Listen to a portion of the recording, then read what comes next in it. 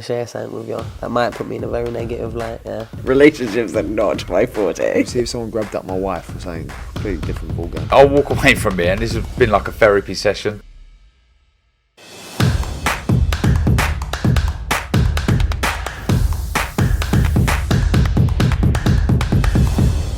Razaban here, IFL TV, proudly sponsored by Everlast. With me, Dean Whyte. Dean, good to see you. How are we doing? All good, my man. All good, man. How you doing? I'm good. What brings you to Box Park here for the boxer show on Saturday night, I guess? Local. So I was coming from a meeting not too far, and to be honest, I've actually got a meeting here with one of these guys over there. Hopefully, but to be honest, I don't know how long I'm going to stay and hang about for. I'll be here a little while, but if they drag on with what they're doing, I'm going to skedaddle because I've actually got things doing, so I can't mess about and waste my time waiting on people. But yeah, I'm here. It's local. You know, come and support a couple of the local guys and just get cracking, man. You know what I mean? Before I ask you any questions related to boxing, obviously I know you've got a show this weekend as well. So first one back? Yes, for the new year. Yeah, first show for 2023. Good show, strong show. Like should have a good crowd there. I think we've done pretty well. So I'm looking forward to getting back onto the wagon and back to things, man. You know what I mean? It's been a trying few months, and it's still going to be trying and continuing on with what we're doing. But you know, we've got to build and try and be strong as possible, and kind of, you know, have a forward plan going forward to, you know, and a strategy. So yeah, we built a good show, and we've got a stacked year in fact in shows. So yeah, it's good times, man. Right now I'm just like I said, we're here today. We're gonna get our show rolling Saturday, and hopefully all the people who are coming, if they're not bought a ticket yet, if you're not coming here Saturday, to be honest, ours is probably going to be a better show anyway, better vibe, better DJ, better atmosphere. But you know, if you want somewhere to go and you ain't found anywhere this weekend, it's Valentine's next week. You can even take your missus out. You know what I mean? Good vibe, bit of jerk chicken, good fights, good night. Yeah, man, we're ready and rolling, man. So you know what I mean? Dean, just want to go back a couple of weeks. I saw we spoke in Manchester ahead of Eubank Jr. and Liam Smith. Since then, Eubank's team have indicated they might complain to the board about an elbow. Just want to get your reaction to kind of that. I don't know if they've officially done it yet, but there was talks about making that complaint to the board. The physical aspect of boxing, I like elbows. Not that it's not an elbow like I don't know. I'm not sure what's happening with them. I'm just explaining my standpoint on the use of elbow manipulation, controlling with your forearm. A lot of fighters do it, especially old school fighters.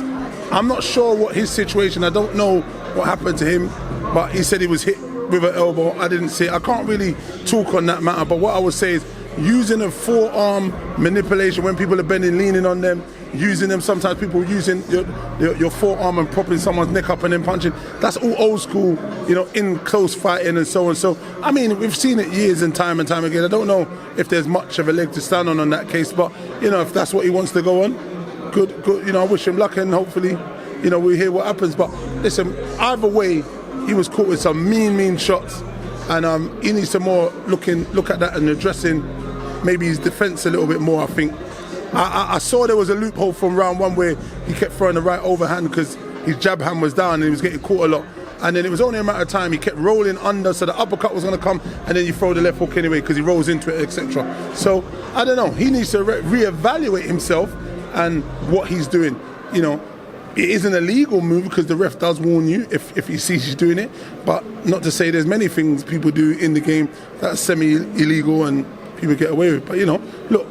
You know, hopefully he comes back. He's my man, so I want him to do well. And you know, both of those guys came out there healthy and safe. You know, why not run it back? It's big money, and they deserve to be paid well. But I think that wasn't the true showing of Chris Eubank Jr. You know what I mean? That's the first time we've seen that happen to him. I'd like him to come back, and I'd like it to be a little bit more competitive. But like I said, Liam Beefy, what a wrecking machine. You know what I mean? He come out and he set his stall out, and he meant what he meant coming from round one. And we've got to respect him because I didn't think he had that in the locker. So, you know, we've got to give him his credit, big him up. Tomorrow, Anthony Joshua returns official announcement to his fight with Jermaine Franklin. Jermaine Franklin for your guy, Dillian Whyte.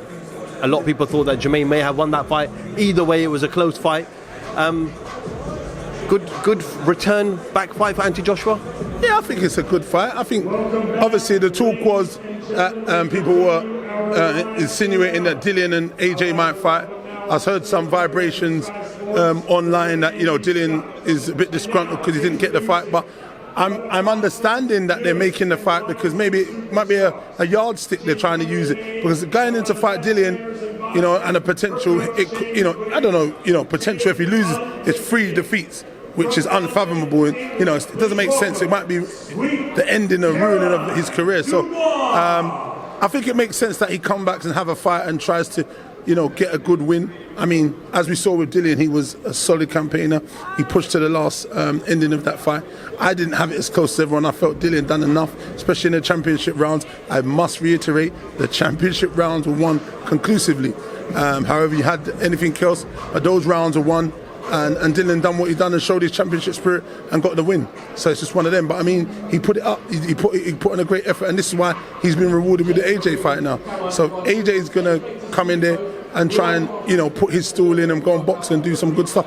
But I think it's styles make fights. I think AJ, frankly, might be more tailor-made for AJ, because Anthony Joshua jabs, double jabs, throws a right straight down the pipe.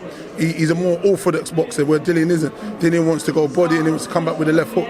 But I mean, you know, that right down the pipe, I think there could be a home for that for Franklin. So it might be a bit of a different night of boxing mix, but we'll see. But Dillian, he showed it with Dillian. He's tough, he's durable, he's got fast hands, he's got good footwork. So it bodes for a good fight. So let's see what happens. I spoke to Spencer Fearon a couple of days ago, and he said he expects Anthony Joshua to win, but if Anthony Joshua loses, he's done. Well, it is a lonely saloon, man, if you lose, you know what I mean? Like the cowboy movies, when it's a lonely saloon in the Wild West. So, I don't know, look, Anthony, I wish him nothing but the best. I hope, you know, he's in a great frame of mind and he does good. And I believe he'll do good. And I believe, you know, this fight here, maybe a new coming and a new dawning. And let's see, man, then roll on maybe the potential for Dillian Whyte and any other comers, Wilder and all those guys. I think Joshua needs the time out he needed to rebuild, you know, find that happy place in himself, to believe that he's got that champion mindset and spirit to regained again. Now he's with Derek James. I'm sure Derek James is going to implement some stuff, and hopefully he says the right things tomorrow, and then on fight night on April the 1st that we'll see a new and improved AJ, and he comes out and does the business and grown into the person that everyone's loved, you know, and has brought great boxing to the UK. Does Dillian Whyte wait for that outcome of that fight, or does Dillian have a fight in the interim? Well, I don't know what Dillian does in that. I'd say he should have an interim fight, but yet again, it's heavyweight boxing. If you make one mistake, it just ruins the party, you know what I mean? Because if you do wait, I think active Dillian Whyte is always the best guy.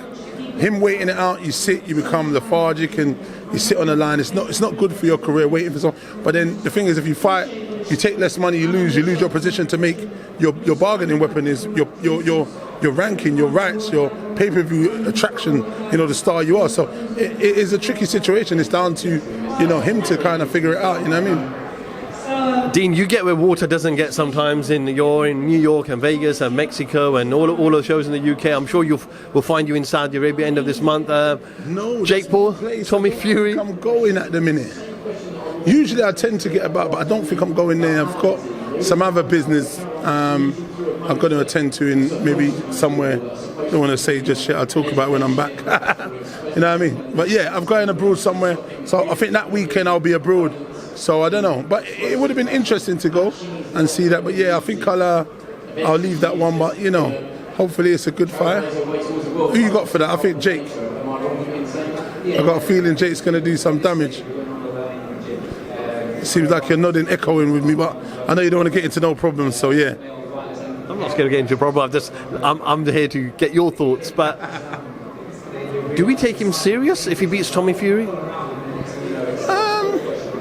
You should take him serious. Like he's a man that's put the application, the dedication into training, built a whole ring in his fucking house, put a whole training team in his house, and high-level people, coaches, sparring partners, ex-fighters. You've got to take someone like that very serious, living, sleeping, and doing this thing. I don't know, a matter of time you can develop if you've got the right people around you. He's got the money to make it go. And as we're seeing, I don't know, I can't tell. A lot of people say some of the wins are not genuine and this and that. I don't have the answer to that, but we only can go off what we've seen. and he looks like he's got the right minerals to go in and fight. It's going to be interesting. This one will be an interesting one. While I look at it though, watching Tommy's last, what he's got, 3 fights he's had, 2-0, 3-0. Those guys are awful. They don't even, I don't even think they make one decent person if you put them all together. I'm not being rude. I'm sure he would probably agree. But he's learning on the job. But they found the worst guys to make him fight. I think there's other guys. They could have made him fight. What's that bloody journeyman? Oh, he's a nasty bit. He's a fucking good journeyman. Can't remember his name. The guys in the comments put the name in there. What is his name? He was ruining a lot of prospects coming up. He won about 5 on the bounce. He's a horrible cunt. You know what I mean? But he should have fought him, really, and then we would have known where he was, because that guy can fight. So we would have understood if he was any decent. But they've not given us an opportunity to see if he's decent, because they've given him the real absolute tomato cans. Misfit Boxing tag team matchups. Excite you? I don't know. Tag team boxer, something different. I just, funny enough, had a meeting and conversation with those guys. I was talking. We had a good time talking. But is that the March the 4th one? Is that? Yeah. I didn't know that was a tag team. Okay, so interesting. So let's see. It's something different, but their whole concept is different. They've got eyes. They've got bums on seats. They've got a lot, and they're making money. A lot more money than the boxers that are fighting here tonight, mate. I just spoke to Vidal Riley about that, and he goes, I just pray that everyone is safe, because you don't play boxing. This isn't WWE. No, you're actually getting hit with 10-ounce gloves on the head. And it's true, and we always wish the best for the fighters that are fighting, because, like you say, you don't play boxing, so it could be very, very detrimental. But look, they've done okay so far, because they're not punching. They don't know how to sit on their punches and stuff. You know, it's been okay so far, but they've got the medical facility and stuff, so let's see what happens, you know what I mean? I just want to go back a couple of weeks, Dean, just finally at the end of this. Kell Brook, a video went viral. I'm sure you've seen it. Seemed like he's not in a happy... Kell living his best life, is he? It looks like he's living... It doesn't look like he's living his best life. From his tweet, he said he's not in a great place. Okay. He's struggling to cope with retirement of boxing. Yeah. Just get your reaction and thoughts on that. Do you know what? I don't know. I just think what he does in his spare time is probably his business a little bit more than anything else. Unfortunately for him, I feel like the party he was with done him wrong, fucking wrong uns, taking a video and putting it out and maybe selling it for money, which is fucked up. Because if there are his friends or associates, you know, he should give them a real slap round the ear hole. That's what I think he should do. And if he is struggling, it's a lot. Bro, boxing's a lonely sport as it is when you're training and going to have to do those runs by yourself and everything. Now being retired and not having nothing to look forward to, it is different. You know, hopefully we wish him well in his mental capacity. He does stuff to keep himself on the straight and path, a bit of yoga, maybe travel, see a bit more family. And I wish him well, because he's, you know, I've met up with him in Sheffield and been out with him a few times, you know what I mean? But yeah, I don't know what more to say than that. Dean Whyte, IFL TV, thank you very much.